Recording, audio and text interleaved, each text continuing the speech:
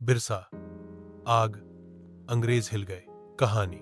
छोटा नागपुर की हरियाली में बसा था छोटा सा गांव उलिहातू। यहीं 15 नवंबर 1875 को जन्म हुआ बिरसा का। जन्म से ही उसमें कुछ खास बात थी।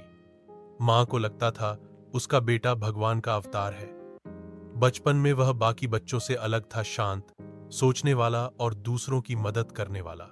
गरीबी के कारण बिरसा का परिवार गांव से पलायन करता रहा।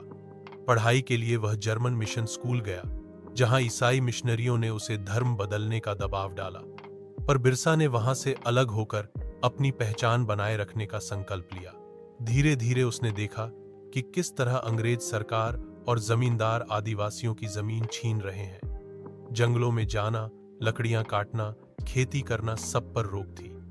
आदिवासी जनता को जबरन लगान देना पड़ता था। बिरसा का दिल जल उठा। बिरसा ने जंगलों में घूमकर लोगों को जागरूक करना शुरू किया। वह कहता, यह धरती हमारी है, जंगल हमारे हैं, हम क्यों डरें? ईश्वर हम में है, हमारी आत्मा में है। लोग उसे धरती आबा कहने लगे, यानी धरती का पिता। उसके विचारों में धर्म, न्याय और स्वतंत्रता का गूढ़ संदेश था।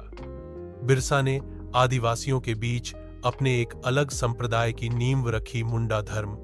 उसमें आत्म, गौरव, स्वतंत्रता और अपने रीति रिवाजों की वापसी की बात होती थी।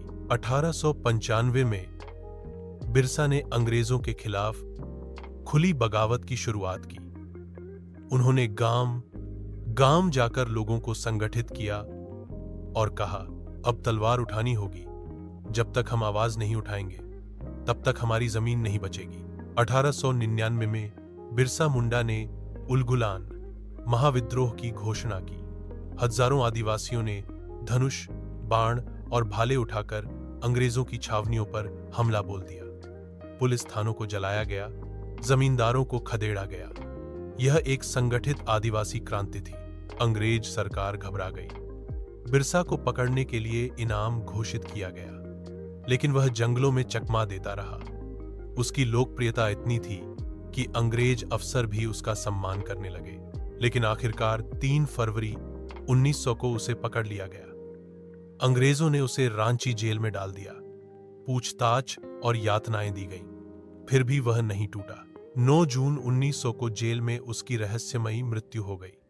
अंग्रेजों ने कहा मलेरिया से मौत हुई, लेकिन लोग आज भी मानते हैं उसे जहर दिया गया। समाप्ति। बिरसा मुंडा की उम्र सिर्फ 25 साल थी, लेकिन उसने जो प्रभाव छोड़ा वह अमर है। उसके बलिदान ने पूरे भारत में आदिवासी आंदोलन को प्रेरणा दी। आज रांची में उसका नाम गूंजता है। स्कूल, कॉलेज, हवाई अड्डा और अनेक संस्थाएं उसके नाम पर हैं। बिरसा मुंडा की एक आवाज आज भी गूंजती है, धरती हमारी माता है, उसे कोई छीन नहीं सकता। संदेश। बिरसा मुंडा केवल एक स्वतंत्रता सेनानी नहीं थे, वह एक विचार थे आत्मगौरव, प्रकृति प्रेम और न्याय के। उन्होंने दिखा दिया कि एक किसान का बेटा भी साम्राज्य की नींव हिला सकता है।